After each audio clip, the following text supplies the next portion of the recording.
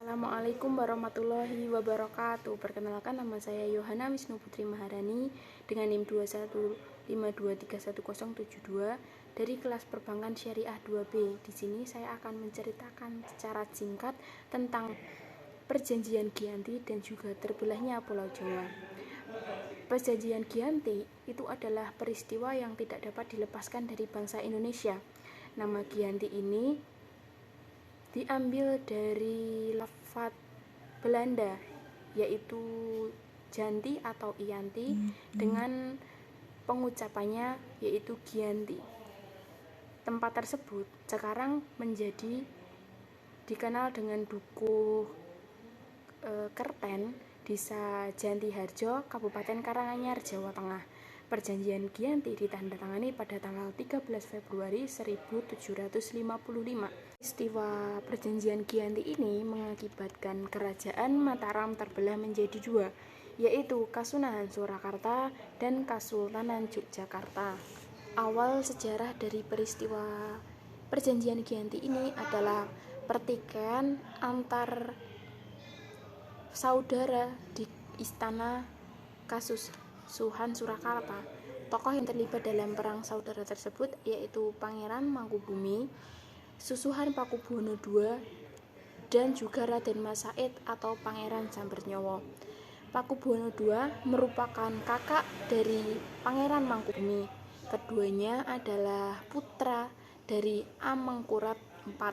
Raden Mas Said mengklaim haknya atas tahta Mataram yang dikuasai oleh Pakubuwono II. Ia seharusnya menjadi penerus Raja Mataram dari ayahnya Amengkurat IV. Tetapi karena ia kerap menentang VOC, maka ia diasingkan ke Sri Lanka sampai meninggal dunia. Kemudian VOC mengangkat putra Amengkurat lainnya, yaitu Pakubuwono II pada tahun 1745 sampai 1749 dan memindahkan letak istana dari Kartosura menjadi ke Surakarta. Karena merasa benar atas haknya, Pangeran Mangkubumi pada tahun 1746 meminta jabatan kepada VOC di Semarang agar Raden Ayu Inten dinikahkan dengan Raden Mas Said, dan mereka berdiam di tengah hutan yang terletak di sebelah barat Surakarta. Kelak nama tersebut menjadi Yogyakarta. Mereka angkat menjadi raja, tetapi ia mendapat penolakan. Kemudian Mangkubumi bergabung dengan Raden Mas Said untuk melawan Pakubuwono II dan juga VOC. Saat itu putri Pakubumi memberontak dengan cara bergerilya dan membuat Kasunanan Surakarta menjadi kewalahan hingga Pakubuwono sakit parah. Mangkubumi memanfaatkan informasi tersebut sampai tanggal 11 Desember 1749 sehingga ia ditetapkan sebagai Raja Mataram oleh para pengikutnya dengan gelar Pakubuwono III. Ketika Pakubuwono II meninggal pada tanggal 20 Desember 1749, ia dipaksa menandatangani perjanjian untuk memberikan kewenangan pada VOC untuk mengangkat raja baru sebagai penggantinya, yaitu Mangkubumi. VOC yang tidak mengakui Mangkubumi kemudian mengangkat putra Pakubuwono II, yaitu Raden Mas Said Surjadi sebagai Pakubuwono III. Mangkubumi dan juga Raden Mas Said terus menyerang VOC dan Kesunanan Surakarta dari selatan, utara, dan barat dengan bantuan Panglima Perang Mangkubumi, yaitu Pangeran Hadiwijaya. Dan Mas Surjadi yang belum memiliki banyak pengalaman menjadi bingung dan panik, terlebih dia baru berusia 17 tahun. VOC kemudian mengutus Tumenggung Surajanapura untuk mempengaruhi Raden Mas Said sehingga menjadi bingung dan berpisah dari Mangkubumi. Utusan VOC juga membujuk Mangkubumi dengan iming-iming separuh kerajaan Mataram apabila ia berhenti memberontak. Pada tanggal 22 September 1754 kemudian diadakan pertemuan pembuka dengan Nicholas Harting sebagai utusan VOC dalam sejarah perjanjian Giyanti. Berdasarkan perundingan yang dilakukan pada tanggal 22 sampai 23 September 1754 dan juga persetujuan dari Pakubuwono III, maka pada tanggal 13 Februari 1755 ditandatangani perjanjian Giyanti. Hasil dari perjanjian Giyanti tersebut menghasilkan 9 poin. Yang pertama, Pangeran Mangkubumi diangkat sebagai sultan dengan gelar Hamengkubuwono I dan diberi separuh wilayah kerajaan dari Mataram.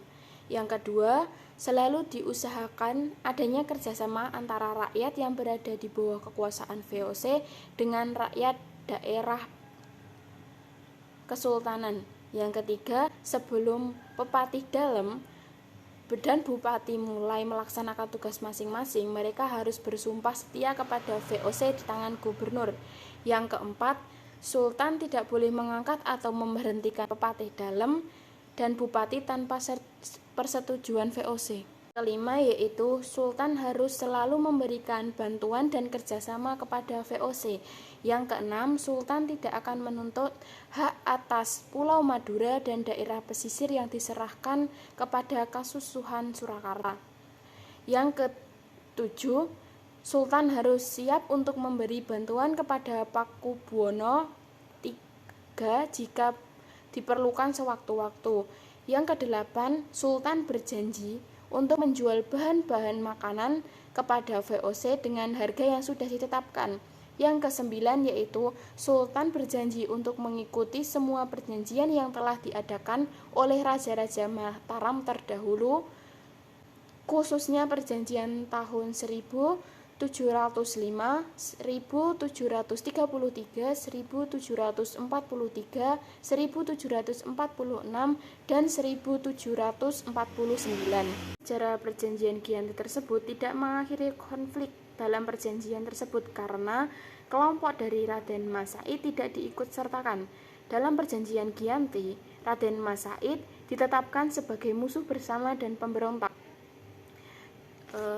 Kemudian pada bulan Oktober 1755, Pangeran Sambernyawa dapat mengalahkan sekelompok VOC. Lalu pada bulan Februari 1756, ia hampir membakar kerajaan baru Yogyakarta. VOC kemudian mengadakan perjanjian Solo III pada tahun 1757 yang kemudian membagi tanah Jawa. Kemudian di tahun 1813 pada masa pemerintahan Gubernur Jenderal Thomas Stamford dari Inggris, Kesultanan Yogyakarta juga terbagi yaitu menjadi Pakualam. Mungkin itu saja yang dapat saya sampaikan, kurang lebihnya saya mohon maaf. Wassalamualaikum warahmatullahi wabarakatuh.